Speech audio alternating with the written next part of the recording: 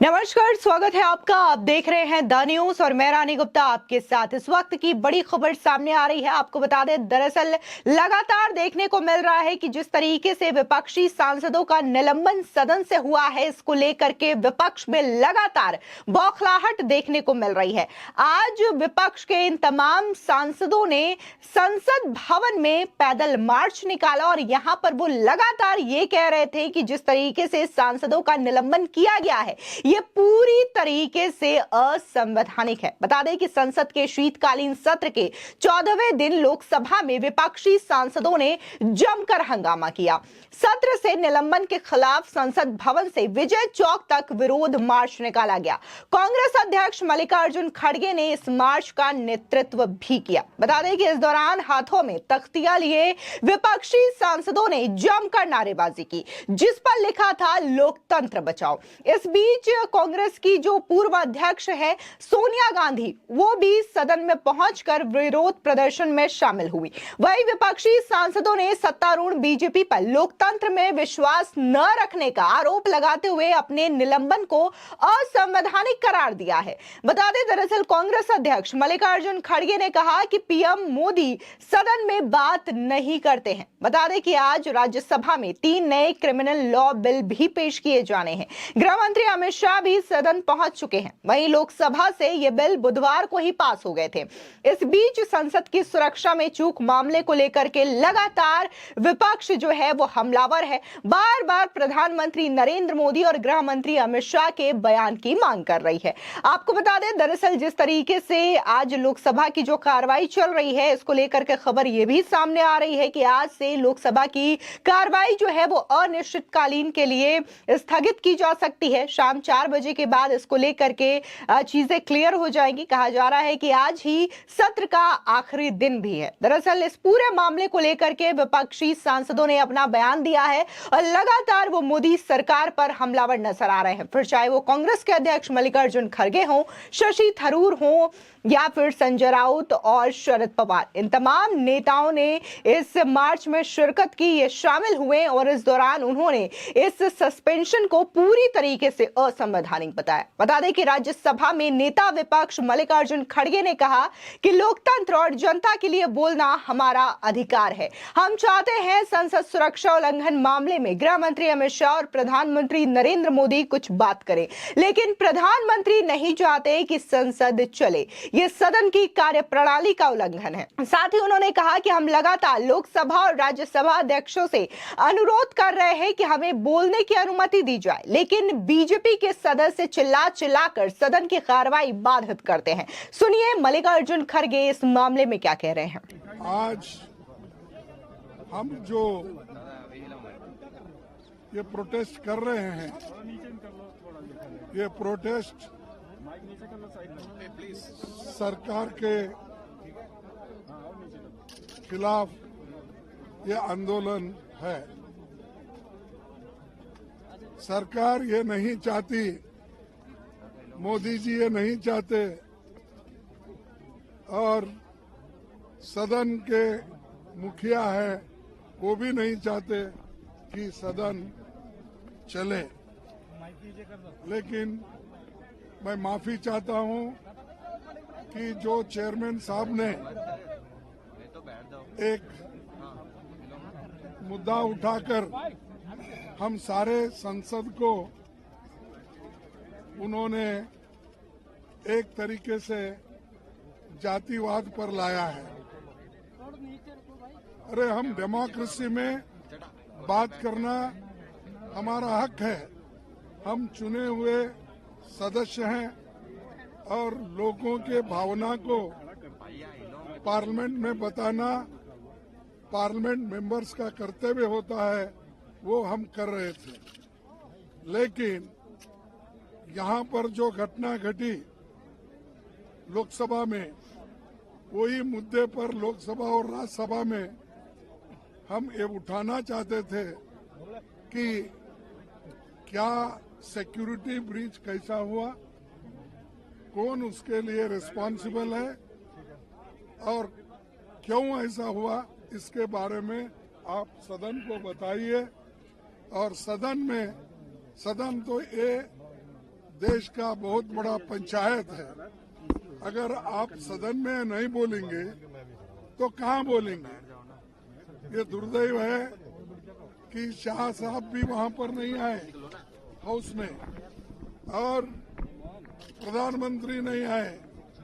क्या हुआ इसके बारे में उन्होंने नहीं बताया, तो सदन में बताने की चीजें उन्होंने छोड़कर वो वाराणसी में बात करते हैं, डायमंड हाउस में बात करते हैं, अहमदाबाद में, और रेडियो में अब टीवी पर बात करते हैं, लेकिन सदन में बात नहीं करते। ये सदन का अमर्यादा उन्होंने किया और सदन में आके जो बातें बोलनी थी कानून के मुताबिक, he should come and speak. वहीं दूसरी ओर एनसीपी के जो प्रमुख हैं शरद पवार, आज वो भी पहुंचे इस मार्च पर और उन्होंने कहा कि हम हमेशा से संवैधानिक संस्थाओं का सम्मान करते हैं। संसद में जो हुआ वो देश के इतिहास में ऐसा पहले कभी नहीं हुआ। 140 से ज्यादा विपक्षी सांसदों को सदन से बाहर कर दिया गया। इसकी सिर्फ एक ही मांग थी कि सरकार की ओर से बयान दिया जाए कि संसद में घुसपैठ आखिर कैसे हुई, वो सदन में कैसे घुसे, उनके पास किसने जारी किया। सांसदों को ये पूछने का अधिकार है। सुनिए शरद पवार क्या कह रहे हैं। ये सब इंस्टीट्यूशन और इंस्टीट्यूशन की इज्जत हम हमेशा रखते हैं। सदन में से कुछ हुआ नहीं, जो हुआ टीवी 9 थोड़ा नीचे, टीवी 9 वो देश के इतिहास में आज तक पहले कभी हुआ नहीं। 150 एमपी को सदन के बाहर निकलने का हिस्टोरिक काम ये दोनों सदन में हुआ था। खाली एक ही डिमांड थी कि 4-5 दिन पहले कुछ लोग सदन में आए कि जो सदन के सदस्य नहीं थे वो कैसे आए, किसका खास उनको मिला। इस पर सरकार की तरफ से कुछ बयान, कोई स्टेटमेंट इसकी आवश्यकता थी। और सदन का वो अधिकार था, उस स्टेटमेंट हमने मांगा, वो देने की तैयारी नहीं थी। कि स्टेटमेंट के लिए इंसिस्ट किया तो कीमत यही हुई कि सदन के लोगों को जो स्टेटमेंट मांगते थे, जो मंत्री ने सदन में आकर बात करने की। वहीं दूसरी ओर देखने को मिला कि उद्धव गुट के सांसद संजय राउत ने भी इस मामले को लेकर के मोदी सरकार को घेरा और कहा कि हम लोकतंत्र को शमशान नहीं बनने देंगे। संविधान बचाने के लिए मार्च निकाला गया है और देखने को मिल रहा है कि यहाँ पर अब जो सांसद हैं वो सरकार से सवाल भी नहीं पूछ पा रहे हैं। सुनिए संजय राउत किस तरीके से हमलावर नजर आ रहे हैं। हम लोकतंत्र का शमशान नहीं होने देंगे। जो इस शमशान पे राज कर रहे हैं, एक दिन में या 2 दिन में 150 सांसदों को आप बलि चढ़ाते हो, क्या ये लोकतंत्र है?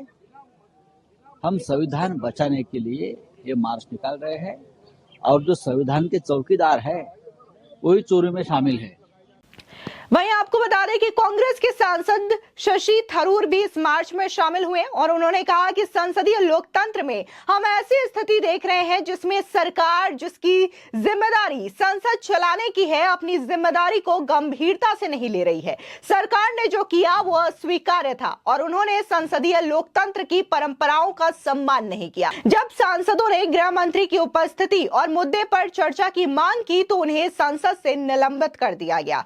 So the message is very simple. In a parliamentary democracy, we are looking at a situation in which the government, whose responsibility it is to run parliament, does not take its responsibility seriously. What is more, when a major security breach occurs, instead of fulfilling his duty as a minister, of being accountable to the parliamentarians, for a matter like this and speaking to them, reassuring them, insults parliamentary democracy by not only refusing to appear in the House, which is his duty, but also going outside and issuing press statements saying all the things that he could and should have said in the House. That they've suspended 9 police, that they're taking an inquiry, they're hoping to have results, findings in a couple of weeks. All of those things you could have said to the House. In the conventions of parliamentary democracy, that is the rule. That is the norm. That's how it's supposed to be. But it wasn't done. So from our point of view, what the government did was unacceptable and showed no willingness to honor the conventions of parliamentary democracy.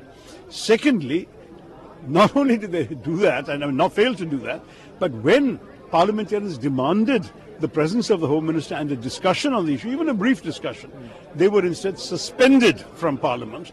And when they were suspended from Parliament, it became imperative for many of us to stand in solidarity with them, because when parliamentary democracy itself was being trampled upon in this manner, there is no question of staying neutral or distant from the system. It's a disgrace. It really is a disgrace. In fact, just last year, one of the Supreme Court justices observed that in the absence of legislative debate, of opposition criticisms and ministerial answers, it was difficult for judges to interpret laws by understanding their legislative intent. So when even that is not possible for the judges, you can understand what a disservice to the country this government has done by bulldozing these laws through without even any pretense of consultation or discussion with the opposition. I find this truly a moment to start writing obituaries for parliamentary democracy in our country. What is there to cooperate? What is it to cooperate? I'm very curious, because the opposition had nothing to do with this. They are as much victims as anyone else. The investigation has to be into the security breach. How did it happen? They came apparently on the request of a BJP MP. Why? What kind of screening was done? How was the screening procedure conducted? What arrangements have you made for security in the House? And should those arrangements be changed? These are the kinds of questions that the inquiry should be all about. There's nothing for the opposition to do but await the results and then discuss it. इस बीच NCP सांसद सुप्रिया सुले ने कहा कि ये लोकतंत्र की हत्या और संविधान का अपमान है। ये देश संविधान से चलता है। जिस तरीके से 140 सांसदों को निकाला गया, यह पूरी तरीके से गलत है। मैं इसका विरोध करती हूं। ऐसा लग रहा है कि इस देश में इमरजेंसी है। सुनिए, सुप्रिया सुले इस पूरे के पूरे मामले को इमरजेंसी ही करार दे रही हैं। नहीं, ये लोकतंत्र की हत्या है, संविधान का अपमान है। ये देश संविधान से चलता है और जिस तरह से 140 एमपीओ को निकाला है, ये गलत है। मैं इसका निषेध करती हूँ और ये लग रहा है कि इस देश में इमरजेंसी है। वहीं कांग्रेस के सांसद प्रमोद तिवारी ने कहा कि बीजेपी ने इतने सारे सांसदों को निलंबित कर इतिहास को कलंकित कर दिया है। गृह मंत्री ना तो सुरक्षा उल्लंघन की घटना पर जवाब देंगे और ना ही विपक्ष को बेरोजगारी, भ्रष्टाचार और अन्य मामलों के खिलाफ आवाज उठाने देंगे। सुनिए कांग्रेस के सांसद क्या कह रहे हैं। देखिए, सदस्यों का निलंबन 143 भारत के इतिहास में कभी नहीं हुआ, और अगर ये हुआ है तो शर्म आनी चाहिए भाजपा को, जिसने इतिहास को कलंकित कर दिया। हम महंगाई के बारे में न बोल सकें, बेरोजगारी के बारे में न बोल सकें, भ्रष्टाचार के बारे में न बोल सकें, किसानों की आवाज न उठा सकें। इसलिए अगर वहां से हमको निष्कासित कर दिया जाए तो हमारे सामने विकल्प क्या है? हम क्या मांग रहे थे वहां? कि इतिहास की एक ऐसी घटना हुई है जो कभी नहीं हुई थी। 4 लोग आते हैं, 2 बाहर प्रदर्शन करते हैं, 2 अंदर जाते हैं। सदन की गैलरी से, दर्शक दीर्घा से वो पहुंच जाते हैं हाउस के अंदर, वहां स्मोक बम चलाते हैं। तो मान लो वो कोई जहरीली धुआं छोड़ते तो क्या होता? तो सदन की सुरक्षा की अभूतपूर्व शर्मनाक घटना हुई तो क्या गृह मंत्री जवाब भी नहीं देंगे और विपक्ष को आवाज भी नहीं उठाने देंगे? तो इन सारी बातों को ध्यान में रखते हुए हमने वहां भरसक प्रयत्न किया, तो वहां से हमें निकाल दिया गया। अब हम जनता के बीच में आए और आपके माध्यम से अपनी बात रख रहे हैं। आपको बता दें, दरअसल शीतकालीन सत्र के दौरान देखने को मिला है कि अब तक 143 सांसदों को निलंबित कर दिया गया है। ये संख्या राज्यसभा और लोकसभा दोनों सदनों को मिला करके है। इसमें बड़े बड़े नेता भी शुमार है, फिर चाहे वो शशि थरूर हो या फिर अधीर रंजन चौधरी हो, डिंपल यादव हो। ऐसे कई नेता हैं जिन्हें निलंबित कर दिया गया है, जिसकी वजह से विपक्ष जो है इस वक्त एकजुट नजर आ रहा है और लगातार वो विरोध प्रदर्शन कर रहे हैं। और आज तो उन्होंने संसद भवन में ही मार्च निकाला, इससे पहले देखने को मिला था कि जब उन्हें निलंबित कर दिया गया था तो वो बकायदा सदन के मकर द्वार की सीढ़ियों पर बैठ करके विरोध प्रदर्शन कर रहे थे और इस दौरान टीएमसी के जो सांसद हैं कल्याण बैनर्जी वो बकायदा सभापति जगदीप धनखड़ की मिमिक्री करते हुए नजर आते हैं, उनका मजाक उड़ाते हुए नजर आते हैं और इस मजाक को रोकने की बजाय राहुल गांधी इसका वीडियो शूट करते हैं। यह मामला भी काफी ज्यादा तेजी से सियासी का मुद्दा बना और बकायदा इसको लेकर के उपराष्ट्रपति जगदीप धनखड़ ने भी अपना दुख व्यक्त किया और उनका कहना है कि इस तरीके का अपमान का घूंट तो मैं हमेशा पीता रहता हूं, पता नहीं इन्हें सद्बुद्धि कब आएगी। यानी कि यहां पर विरोध प्रदर्शन का जो तरीका है वो विपक्ष का एक अलग ही तौर पर देखने को मिल रहा है। यहां पर वो सभापति जगदीप धनखड़ का भी मजाक उड़ाने से नहीं हिचक रहे हैं और ये कह रहे हैं कि इनका सस्पेंशन जो है वो निलंबन है। जहां तक मामला रहा कि संसद में आखिर घुसपैठ कैसे हुई तो इसको लेकर के ऑलरेडी गृह मंत्रालय के द्वारा कमेटी बना दी गई है जो कि अपनी जांच कर रही है। इसके बावजूद सांसदों का यह कहना है कि गृह मंत्री अमित शाह और प्रधानमंत्री नरेंद्र मोदी सदन में आए और उनके सवालों का जवाब दे कि आखिर संसद के अंदर घुसपैठ कैसे हुई है। फिलहाल इस पूरे मामले को लेकर के आपकी क्या राय है हमारे कमेंट सेक्शन में जरूर बताएं। धन्यवाद।